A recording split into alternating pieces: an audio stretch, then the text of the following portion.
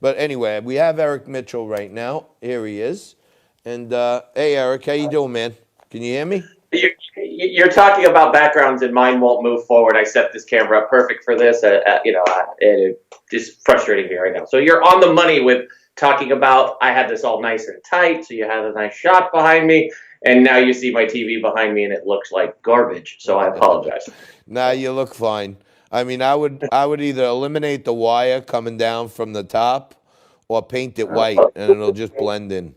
Get Well, it's some not more. supposed to be. What you're supposed to see is something different. It's supposed to be zoomed in. It was, and for some reason, because technology right now and me aren't getting along, yeah, it just doesn't want to work. So All it's right, awesome. that means nothing.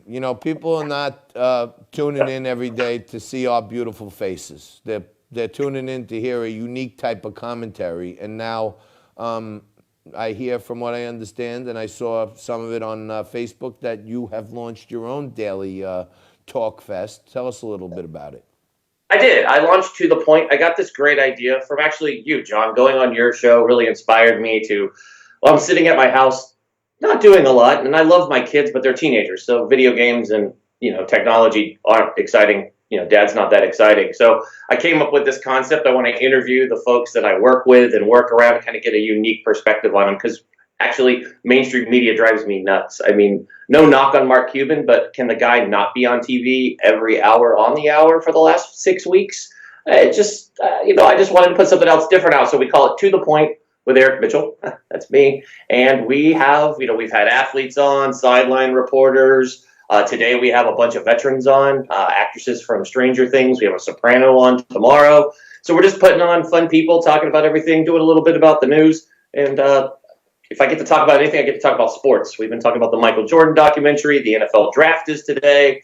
And, of course, we talked about the Red Sox getting slapped on the hand yesterday with another weak sentence for cheating. I don't understand. I don't understand. It's like if you go back to like the one time in history when a cheating scandal actually came to the forefront with the Black Sox and all this other stuff, right? These guys really got banned for gambling on the game. And if you know anything about sports, like just by one man's actions, it's really hard to throw a whole game in baseball. You know what I mean? Like you can't force yourself to hit a home run. You can strike out on purpose, but it's really hard to fix a game. And all those guys got banned. These guys had an orchestrated technology program running, interconnected. The Astros stealing signs, breaking every rule. Why don't they ban anyone? Nothing ever happens to big-time people. They didn't do anything. I mean, this commissioner seems to be a joke. He let the Astros off with a slap on the hand. I mean, we don't even have a baseball season right now. I was looking forward to all the beanballs, the brawls, and all the booing that was going to take place. It's actually going to make it enjoyable to watch the Astros games. And now it's just a joke, right? We have the Astros getting away with it. The Red Sox, I mean, come on. Like, oh, no, the head guy who does the scout tape got suspended for the year. Whoop-de-doo. There's no consequences. You actually could get suspended longer for hitting one of them in a live game than you can for actually cheating. This is crazy rules. You can use performance-enhancing drugs and get a harder sentence than cheating. So wow. This is what I just don't understand this league at all. Tell me, this is like a mixture of sports and pop culture. Rumors are floating around that A-Rod and J-Lo are trying to get a banker to buy the Mets. Tell me about that. You hearing anything? That's a very true rumor that they are pursuing it. Originally, it was A-Rod, but he wanted to bring J-Lo in it. I actually think J-Lo makes more money than Mr. Steroids. I mean, A-Rod. Sorry, I get those confused. Or they're the same thing. But they do have a banker. They do have some good investors that they're working with out of Miami to purchase the team. So they are the front runners currently right now, and I'd see it actually happening. A-Rod over the last few years has put a good business mind on his head, and J-Lo is probably one of the best in the entertainment business when it comes to running a business and everything else she does. So they've really put a plan together. Bringing J-Lo in actually brought this. It makes it sexier for the bankers, not just by what she looks like, but because of her business mind, and they trust her. So they really want to pursue this. And Major League Baseball, from my sources at MLB headquarters, they actually love this ownership group. and want to work with them. It's the same way you kind of look at the Marlins with the great Derek Jeter running that squad. Yeah, right. They really feel comfortable with that. But the problem is, because as a long-suffering Met fan, I was really rooting for Steve Cohen to take over the Mets because I know what he's like Attila the Hun. He must plunder the village. So I know if he bought it, he was going to only want one thing, to win, World Series. So I was like, wow, we finally got a billionaire who will spend for, whether it's his own psychotic greatness or just because he wants to win at everything. But he ran away, and others have been scared away because the Wilpons have this crazy condition in there that they have to be perceived to be running the team for the next 5 years. And I think, as Met fans, I think we've had enough. You guys do. I mean, as a Yankee fan, I look at the Mets and I don't know. I actually feel sorry for the fan base. You guys have this ownership group that just lives in this dream world, doesn't seem to want to win. I mean, they say the things like, oh, we want to win, but doesn't go out and find a good owner to go win, right? And I really hope that this A-Rod and J-Lo goes through, because the one thing I can say about A-Rod is he doesn't like to fail. So he'll come in. He does have this good bloodline and good brotherhood with Derek Jeter, who clearly has come in and taken leadership over for the Florida Marlins. I can see A-Rod doing the same thing. The problem is again, you hit the nail on the head, is the folks that are in charge of selling the team, they want these stupid conditions that just, it's like you're not putting the fans first. I mean, you're used to that in the New York area. You have Mr. Dolan, who he recovered from coronavirus, but again, the Knicks are hated by their own fan base. So it's like the fans don't matter and winning doesn't matter. I just want to look how I look on TV, or this is how I want to be perceived at the owners' meetings. It's just a joke, and I wish that these folks would put fans and players first, and winning like we used to in sports, putting that first, not some reality and perceived reality at an owners' meeting with the fellow billionaires can tell you how great they are. Crazy. How about if A-Rod, J-Lo, and Steve Cohen pair up as a buying group, and they buy both the Mets, the Knicks, and the Rangers, and we get rid of Dolan and Wilpon at the same time? It would be like an exorcism for New York. That would be great, wouldn't it? Could you imagine? They'd be like, poof, you're gone. We'll help you. It would be unbelievable for New York sports fans. People would probably chip in. So, oh God, yeah. So what kind of stuff you're not only talking sports on the cast?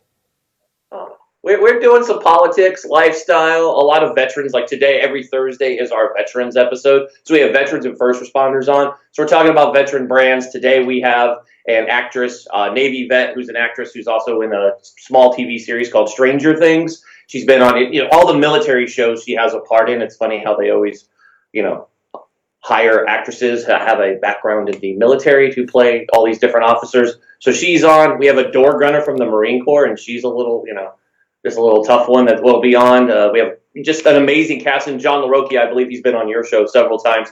He's coming by to talk about what he's been up to. So we're excited to kind of do these things. I really wanted to put veterans first. Being a vet, it's important to me that they get to the front of the line and get these privileges to come on and talk about what they're doing. And I love showcasing these folks. Well, that's great. You should get Billy Cortez on the show. He's a Marine vet, great guy. So I'm a little earlier. I'm just looking at the Dow here. Dow up 200, not bad. A little earlier, you were outlaying different types of guests you had on your show and stuff, and you said athletes.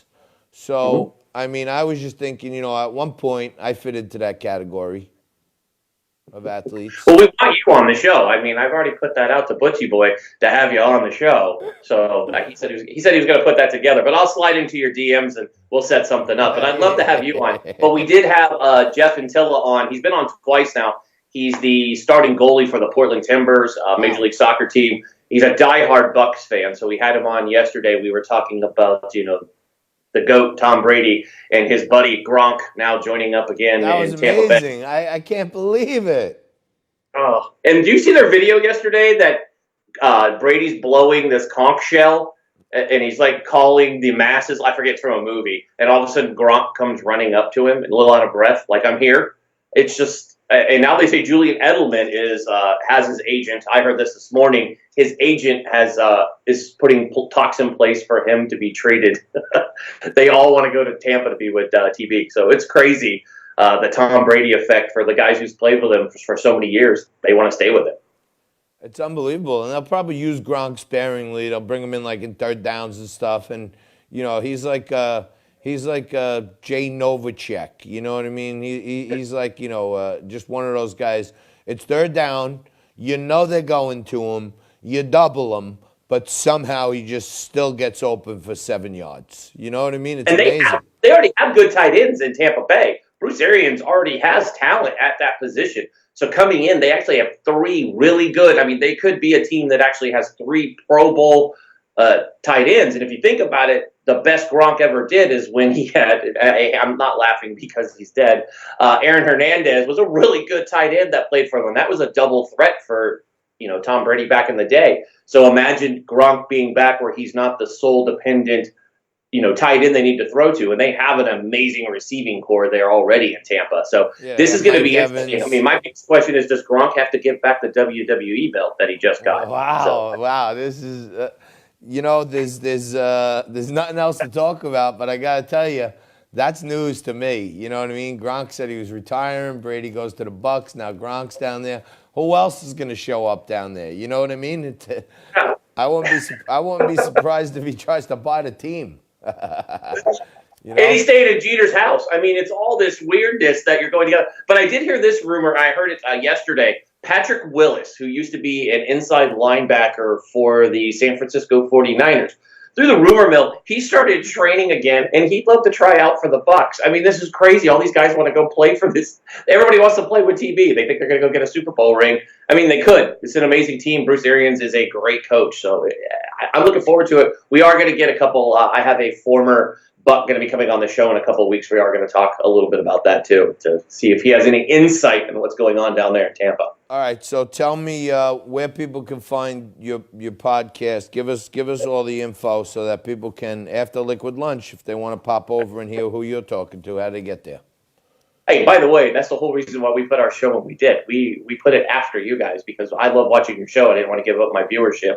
So we do. We play it in the background while we're setting up for this show. When the camera looks a lot better when it's not acting up on me like it is right now. But we're on right after you at 2 p.m. Eastern, 11 a.m. Pacific. Monday through Fridays, you can find us all over the web at To The Point with Eric Mitchell. It's on Facebook, YouTube, Twitter, Instagram. I think those are all the social. We're not on TikTok or any of those fancy places yet.